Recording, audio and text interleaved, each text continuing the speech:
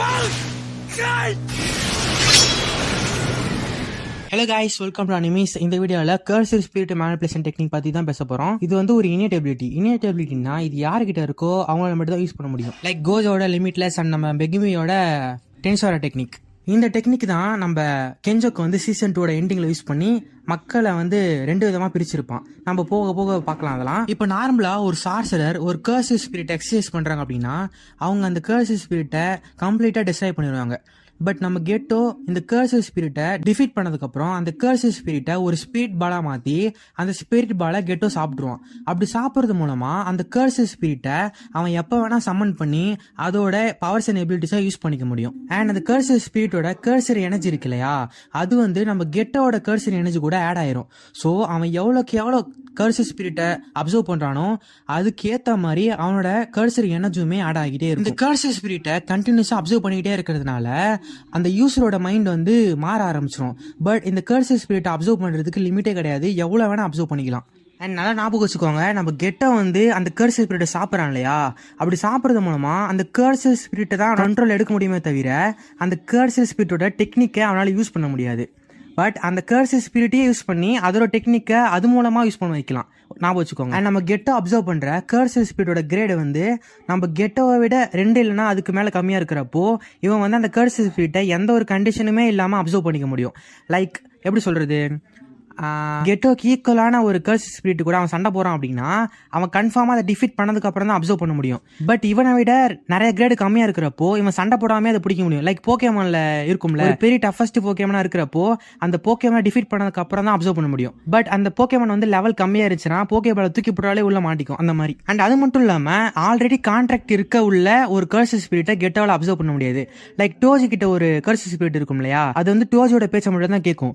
But ghetto அதை observe பண்ண try பண்ணிருப்பான், but அவனால அப்சர்வ் பண்ணிருக்க முடியாது. சோ கெட்டோவால ஆல்ரெடி கர்சர் ஸ்பிரிட்டை ஒருத்தவங்க ஹேண்டில் பண்றாங்க அப்படின்னா அந்த கர்சர் ஸ்பிரிட்டை அப்சர்வ் பண்ண முடியாது. அண்ட் நம்ம கெட்டோ வந்து ஒரு டைம் சொல்லியிருப்பான், அதாவது இந்த கர்சர் ஸ்பிரிட்டை ஒரு பாலை மாற்றி சாப்பிட்றான் இல்லையா, அது அவனுக்கு எப்படி ஃபீலாக இருக்கும்னா, இப்போ யாராச்சும் ஒருத்தவங்க வாந்தி எடுத்துறாங்கன்னு வச்சுக்கோங்களேன், அந்த வாந்தி எடுத்ததை ஒரு துணியில் போட்டு தொடச்சிட்டு அந்த துணியை சாப்பிட்டா எப்படி இருக்கும், அந்த ஃபீல் தான் கெட்டோவுக்கு அந்த கர்சர் ஸ்பிரிட்டை சாப்பிடும் போது ஃபீல் ஆகுமா. அண்ட் இந்த கர்சர் ஸ்பிரிட் மேனிபுலேஷன் டெக்னிக் இருக்கு இல்லையா, அதை வச்சு சம்மன் பண்ணுவாங்கல்ல, இந்த டெக்னிக் வந்து ஷிகிகாமி சம்மன் பண்ணுவாங்க தெரியுமா, அந்த டெக்னிக்கு வந்து ஈக்குவலாக இருக்குன்னு சொல்கிறாங்க.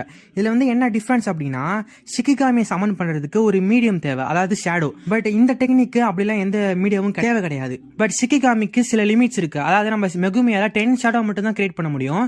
பட் இந்த கர்சர் ஸ்பிரிட் மேனிபுலேஷன் டெக்னிக் மூலமா எவ்வளோ ஸ்பிரிட்டை வேணால் நம்மளால சம்மன் பண்ணிக்க முடியும். அண்ட் இந்த cursor spirit manipulation technique use பண்ணுறாங்க இல்லையா, அவங்களுக்கு இன்னொரு எபிலிட்டி இருக்கும், அதுதான் உசுமாக்கி. இந்த டெக்னிக் வந்து already cursor spirit manipulation technique இருக்கு இல்லையா, அதை விட ரொம்பவே பவர்ஃபுல். அதாவது இப்போ நார்மலா cursor spirit manipulation technique use பண்ணி ஒரு கர்சர் ஸ்பிரிட் அப்சர்வ் பண்ணா அந்த கர்சர் ஸ்பிரிட்டோட டெக்னிக்கை கெட்டோவால யூஸ் பண்ண முடியாது. பட் அந்த கர்சர் ஸ்பிரிட்டை சம்மன் பண்ணி அதோட எபிலிட்டியை அதை யூஸ் பண்ண வைக்கலாம். பட் இந்த உசுமாக்கி யூஸ் பண்ணி அந்த கர்சர் ஸ்பிரிட்டோட டெக்னிக்கையே நம்ம கெட்டோவால யூஸ் பண்ண முடியும். பட் அதுக்கு ஒரு கண்டிஷன் இருக்கு. என்ன அப்படின்னா, நம்ம கெட்டோ அப்சர்வ் பண்ற கர்சர் ஸ்பிரிட்டோட கிரேடு வந்து செமி கிரேடு 1க்கு மேல இருக்கணும். அதாவது நம்ம மாஹிட்டோ இருக்கான் இல்லையா, அவனோட கிரேடு பாத்தீங்கன்னா செமி கிரேடு 1. அப்படி இருக்கப்போ அந்த மாதிரி ஹை லெவல் கர்சர் ஸ்பிரிட்டை இவன் அப்சர்வ் பண்ணானா அந்த ஸ்பிரிட்டோட கர்சர் டெக்னிக்கை நம்ம கெட்டோவோட எக்ஸ்ட்ராக்ட் பண்ணிக்க முடியும். அண்ட் அதை ஒரு டைம் யூஸ் பண்ண முடியும். அப்படிதான் நம்ம மாஹிட்டோவோட டெக்னிக்கை அவன் அப்சர்வ் பண்ணி எக்ஸ்ட்ராக்ட் பண்ணியிருப்பான். லைக் இப்போ உங்களுக்கு ஒரு டவுட் வரும், இப்போ தானே சொன்னேன் நம்ம கெட்டோவை விட 2 இல்லைனா அதுக்கு மேலே கம்மியாக இருக்க கர்சர் ஸ்பிரிட்டை எந்த ஒரு கஷ்டமே படம் அப்சர்வ் பண்ணிக்க முடியும். பட் அவனுக்கு ஈக்குவலாக இருக்க ஒரு கர்சர் ஸ்பிரிட்டை டிஃபீட் பண்ணி தானே அப்சர்வ் பண்ண முடியும்னு சொன்னேன். பட் அப்படி இருக்கிறப்போ மாஹிட்டோ அவன் எப்படி அப்சர்வ் பண்ணான்னு கேட்கலாம். பிகாஸ் மாஹிட்டோவை டோஜி அண்டு யூஜி வந்து ஆல்ரெடி டிஃபீட் பண்ணியிருப்பாங்க, அவன் ஆல்ரெடி டயர்டாக இருப்பான். அதனால தான் நம்ம கெட்டோ வந்து ஈஸியாக அவனை அப்சர்வ் பண்ணி அவனோட டெக்னிக்கை எக்ஸ்ட்ராக்ட் பண்ணியிருப்பான். அண்ட் இந்த உசுமாக்கி டெக்னிக்கை 2 விதமாக யூஸ் பண்ணலாம். அதாவது இவன் இது வரைக்கும் அப்சர்வ் பண்ணியிருப்பான் இல்லையா கெட்டோ, அந்த அப்சர்வ் பண்ண எல்லா கர்சர் ஸ்பிரிட்டோட எனர்ஜியையும் ஒன்னா மிக்ஸ் பண்ணி ஒரு சிங்கிள் டார்கெட் அடிக்க யூஸ் பண்ணலாம். இல்லை அப்படின்னா ஒரு செமி கிரேட் 1 இல்லைனா அதுக்கு மேற்பட்ட கிரேடில் உள்ள கர்சர் ஸ்பிரிட்டை அப்சர்வ் பண்ணி அதோட டெக்னிக்கை எக்ஸ்ட்ராக்ட் பண்ணி அந்த டெக்னிக்கை நம்ம கெட்டோவால ஒரு டைம் யூஸ் பண்ணிக்க முடியும். அப்படிதான் நம்ம கெட்டோ மாஹிட்டோவோட டெக்னிக்கை அப்சர்வ் பண்ணிட்டு அது மூலமா நம்ம கெட்டோ ஆல்ரெடி நம்ம ஜப்பான்ல இருக்க நிறைய மக்களுக்கு ஒரு மார்க்கிங்கை பிளேஸ் பண்ணிட்டு வந்திருப்பான். அந்த மார்க்கிங் யார் யாருக்கெல்லாம் இருக்கோ அவங்கள ரிமோட்டா, அதாவது எந்த ஒரு டச்சிங்குமே இல்லாம ஐடியல் டிரான்ஸ்பிகரேஷன் மூலமா இருந்த இடத்துல இருந்தே அந்த மக்களை 2 விதமா பிரிச்சிருப்பான். அதாவது ஒரு மக்களை வெசலாகவும் இன்னொரு மக்களை சார்சராகவும் மாத்திருப்பான். லைக் சுக்குனா மாதிரியும். இன்னொன்னு வந்து அதாவது சாஸ்திரரை தாண்டி நிறைய மக்களுக்கு வந்து கர்சர் டெக்னிக் இருக்கும். பட் அவங்க சாஸ்திரனே தெரியாம இருக்கும். ஸோ அந்த மாதிரி மக்களை கெட்டோ இவன் டெக்னிக் மூலமா சாஸ்திரரா மாத்தி விட்டுருப்பான்.